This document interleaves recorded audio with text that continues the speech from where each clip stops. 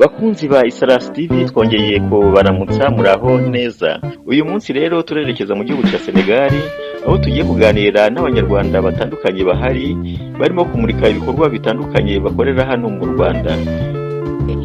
Tutabatindiye rero ndeka nze mpamagare umuyobozi w'iki kigo hanyuma atangira twibwira anatubwire bimwe mu byo bakora ndetse anatubwire icyo byaba bibariye abanyarwanda.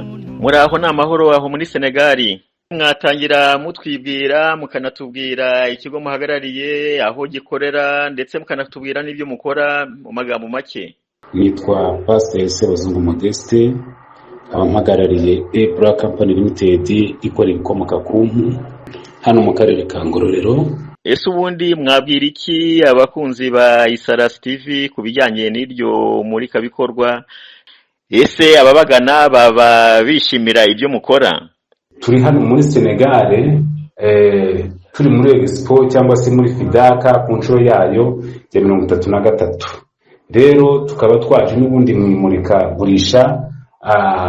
Ubushize nari umwaka ushize abantu bakunze inkweto zanjye barazigura kugeza ubwo zashize, ngira ngo namaze icyumweru n'iminsi nk'itatu ndi umushomeri, inkweto zanjye zarashize ntegereje kugira ngo igihe kigere n'urira indege nsubire iwacu. Rero bakunze inkweto zanjye ku buryo rero ubu nagarutse n'ubundi baje kureba, abantu bose baje kureba za nkweto zanjye, barimo kuza ari abakomeye ari aboroheje, baje kureba za nkweto kugira ngo bongere bagure. Ubu rero n'ubundi barimo baragura kubera ko inkweto zacu barazikunze cyane. Mu by'ukuri muri Senegal barakora ku kintu cyitwa sandali, amaboko nanjye narayamanitse, ariko nanjye ku nkweto ifunze nabo barayamanitse, baremeye ku nkweto ifunze rwose. Minisitiri yansuye inshuro zirenze n'umwaka ushize aza kureba ibikorwa byanjye cyane.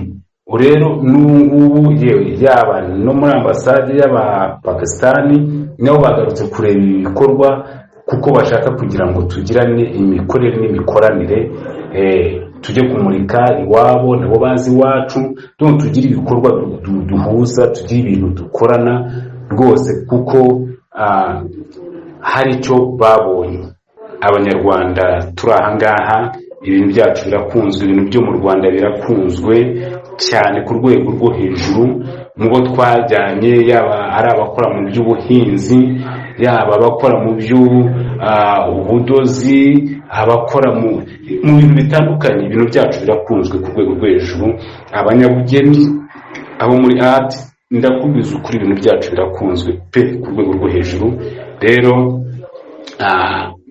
tukaba dukora ibintu bitandukanye bikomoka ku ruhu, harimo inkweto zifunze, inkweto zifunguye z'abadamu, z'abagabo, amasakoshi, ibikapu, imikandara, ibintu byinshi bikomoka ku ruhu, ni byinshi bitandukanye.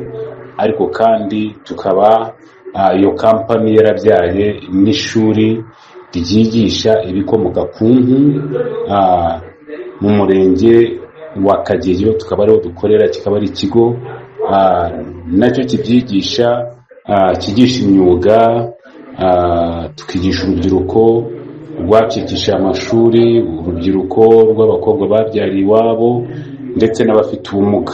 Tukaba twigisha amezi 6 yashira tugatanga certificate za RTP. Murakoze cyane. Mumaze kutubwira ikigo muhagarariye, twifuzaga kandi nanone kubabaza ese mwaba mukorana mute na leta y'u Rwanda? Uburyo dukorana na leta ni uburyo bwiza. Mu by'ukuri leta ni umubyeyi kandi leta iradufasha, kandi leta icyo ikeneye ni umuntu ukura amaboko mu mufuka agakora. Mu by'ukuri rero leta imaze kubona ibyo dukora n'uruhare dufite muri sosiyete nyarwanda, ntabwo yaturebeye gutya gusa, yararebye iravuga ngo ni byiza ko twongera tukajya gutyaza ubwenge, itwohereza mu Bushinwa tujya kwiga. Tumaze kwiga tuvuye mu Bushinwa tuzanye ubumenyi, naraje ndavuga ngo sinkwiye kwicara ngo nicarane ubumenyi cyangwa se nsinzire, ahubwo ubumenyi nkwiye kubutanga nkabuha urubyiruko kugira ngo narwo rwiteze imbere, rwige, rwivane mu bukene. Ni muri urwo rwego rero maze kuva mu Bushinwa nashinze ikigo cy'ishuri kiri bodingi, ni ukuvuga ngo ni ikigo abana biga babamo, tubigisha gutunganya ibikomoka ku mpu, harimo inkweto, imikandara, amasakoshi, amakofi, imitako, ibintu byinshi bikomoka ku ruhu. Tubigisha ibintu byinshi. Mu by'ukuri rero ntabwo ubwenge nazanye cyangwa se ubumenyi nazanye nabwicaranye, navuze ngo nkwiye kugira gute kubutanga. Ni muri urwo rwego rero nigisha urubyiruko rwacikishije amashuri, nigisha urubyiruko rw'abana batewe inda z'imburagihe, cyangwa se abafite ubumuga, n'undi muntu wese ubishaka. Ahangaha nkaba ndi umufatanyabikorwa n'akarere, aho akarere kaduha abana bo mu miryango itishoboye cyangwa se imiryango ikennye iri mu cyiciro cya graduation. Tukaba turimo tuzamura abo bana tubigisha imyuga kugira ngo nabo biteze imbere, bateze imbere n'imiryango yabo.